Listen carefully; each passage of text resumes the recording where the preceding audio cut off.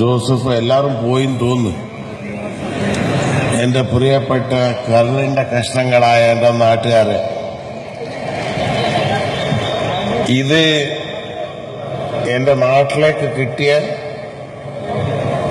ഏറ്റവും വലിയ ബഹുമാനമാണ്. ഇന്ന് എന്റെ ജീവിതത്തിൽ പൂത്തുറമെന്ന് വന്ന് നീർവേലിയിൽ കല്യാണം കഴിച്ചപ്പോൾ എന്ത് സന്തോഷം ഉണ്ടായിരുന്നു, അതിന്റെ 10 ഇരട്ടി സന്തോഷം ഇന്ന് എനിക്കുണ്ട്. കാരണം ഈ എയർപോർട്ടിന്റെ ഒരു ബുക്ക് തന്നെ ഞാൻ എഴുതുന്നുണ്ട്. കണ്ണൂർ എയർപോർട്ടിൽ നിന്ന് 9 പ്രാവശ്യം ഈ ഫയല് ക്യാബിനറ്റിലേക്ക് പോയതാ. അന്നത്തെ പ്രൈം മിനിസ്റ്റർ ഉമ്മൻചാണ്ടി സാറ് പറഞ്ഞ പോലെ 4 ഇന്റർനാഷണൽ എയർപോർട്ട് ഒരു സ്റ്റേറ്റിലേക്ക് ആവശ്യമുണ്ടോ? പ്രധാനമന്ത്രി എന്നെ ഇതിനെ എതിർത്തു. പക്ഷെ അന്ന് ഞാൻ ഇവിടെ വന്നപ്പോ ഫസ്റ്റ് മന്ത്രിയായി കണ്ണൂരിൽ ഇറങ്ങിയപ്പോ എന്റെ ബാപ്പാന്റെ പോലെ ഉണ്ടായിരുന്ന PR കുറുപ്പ്, ഞാൻ എന്നും എന്റെ അച്ഛനെ സ്നേഹിക്കുന്ന പോലെയാണ് PR കുറുപ്പിനെ സ്നേഹിച്ചത്. ആ മഹാൻ എന്റെ കയ്യും പിടിച്ച് ചേംബർ ഓഫ് കോമേഴ്സിലെ ഒരു മീറ്റിംഗ് അവരാവശ്യപ്പെട്ട് ഇവിടെ എയർപോർട്ട് വേണം. ഞാൻ അവിടെ തന്നെ ഡിക്ലെയർ ചെയ്തു, തന്നു. യെസ്, തന്നു. എന്നോട് പത്രക്കാർ ചോദിച്ചു, ഇനി റിപ്പോർട്ട് വേണ്ടേ, ഗവൺമെന്റ് വേണ്ടേ? ഞാൻ പത്രക്കാരോട് പറഞ്ഞാടോ, മന്ത്രി തന്നെയാ ഗവൺമെന്റ് എന്ന കശാലും മേശ അല്ല. ഈ വകുപ്പിന്റെ ഉടമസ്ഥൻ ഞാനാണ്. കണ്ണൂരിലേക്ക് കൊടുത്തു. സ്ഥലം എവിടെയാണ്?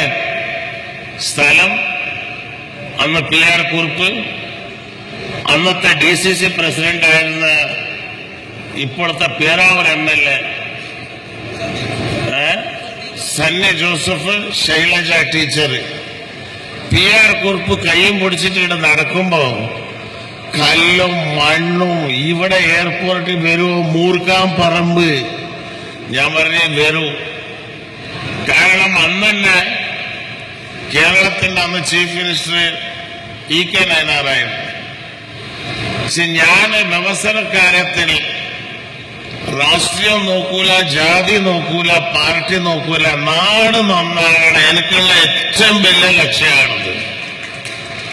നാട് നന്നായാലും ഇലക്ഷൻ വരുമ്പോ ജനങ്ങൾ ആർക്ക് വോട്ട് കൊടുക്കുന്ന അവർ വന്നോളൂ.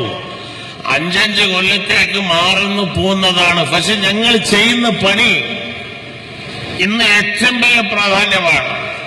അന്ന് ഗുജറാത്തിൽ ചോദിച്ചു എന്നോട്, പത്രക്കാരെ ചോദിച്ചു, നിങ്ങളെ ഭാര്യ വീട്ടിന്റെ അടുത്തുണ്ട്, ഭാര്യ വീട്ടിലേക്ക് പോകാനാണ് എയർപോർട്ട് എന്ന്. ഞാൻ പറഞ്ഞു, നമുക്ക് എയർപോർട്ട് ഇല്ലാണ്ട് തന്നെ 9 കുട്ടികൾ ഉണ്ടാക്കിയത് ഞാൻ. എനിക്ക് എയർപോർട്ടിന്റെ ആവശ്യമില്ല. എനിക്കെന്താ ആവശ്യമില്ല? എന്താ ഈ നാട്ടുകാർക്ക് കിട്ടണ്ടേ? സൗദിയിൽ നിന്ന്, ദുബൈയിൽ നിന്ന്, അമേരിക്കയിൽ നിന്ന് കോഴിക്കോട് ഇറങ്ങി, നെടുമ്പാശ്ശേരി ഇറങ്ങി ആക്സിഡന്റായി മരണപ്പെടുന്ന കാട്ടുന്ന എന്റെ നാട്ടുകാരൻ അവന്റെ നാട്ടിന്റെ മടിയിൽ വന്ന് അവൻ ഇറങ്ങണം. അത് കാണണമെന്നുള്ള മറ്റൊരു ആശയമായിരുന്നു എനിക്ക്. അത് ഇന്ന് ദൈവാനുഗ്രഹം കൊണ്ട് പൂർത്തിയായി. അന്നത്തെ കരുണാകരൻജി, അതേപോലെ ലീഗിന്റെ പ്രസിഡന്റായ ബഹുമാനായ പാലക്കാട് ശിഹാബ് തങ്ങൾ എനിക്ക് സഹായിച്ചത് ഞാൻ ഒരു കാലം മറക്കൂല. അതേപോലെ EK നയനാർ, അയാൾ ചോദിക്കാടോ, പുതിയാപ്പള എന്താടോ ഗുജറാത്ത് എതിർക്കുന്നുണ്ടല്ലോടോ, നീ ചെയ്തോടോ? ഞാൻ പറഞ്ഞു, ഇല്ല സാറേ, ഞാൻ ഈ നാട്ടിലെ പുതിയാപ്പളയാണ്, ഒരു കാലത്ത് ഇത് കൈവിടൂല. അവസാനം ക്യാബിനറ്റിൽ വെച്ച് ദേവേഗൌഡന്റെ കാലത്ത് ഈ ഇൻഫ്രാസ്ട്രക്ചർ ഇവരവിന്റെ MD പിള്ള ഇവിടെ ഇരുന്നിന് ഒരു റിപ്പോർട്ട്, സൗത്ത് ഏഷ്യയിൽ വെച്ച് തന്നെ ഏറ്റവും വലിയ എയർപോർട്ടാണ് കണ്ണൂരിലുള്ള മൂർക്കാൻ പറമ്പിലുള്ള എയർപോർട്ട്. അത് മാത്രമല്ല, ഞാനൊരു 6 മാസം കൂടി ഉണ്ടെങ്കിൽ ആ പണി അന്നെ എങ്ങനെയെങ്കിലും ആവുമായിരുന്നു. പക്ഷെ ദൈവാനുഗ്രഹം, ഡെമോക്രസി അല്ലേ, താഴപ്പോ മുകളിൽ വരും. അന്ന് ബ്രിട്ടീഷ് എയർവേസ്, മലേഷ്യൻ എയർവേസിന്റെ സർവീസിംഗ് സെന്റർ ചന്ദ്രമോളനോട് ഞാൻ പറയുന്ന MD ആണ്. കുര്യനും കൂടിയുണ്ട് ഇവര് കൊച്ചിയിലെ. ഇവിടെ സർവീസ്, ഒരു എയർക്രാഫ്റ്റ് സർവീസ് ചെയ്താൽ പുറത്ത് ചെയ്താൽ $30 കാസ്റ്റ് ആവും, ഇന്ത്യയിൽ ചെയ്താൽ അത് $14 കാസ്റ്റ് ആവും.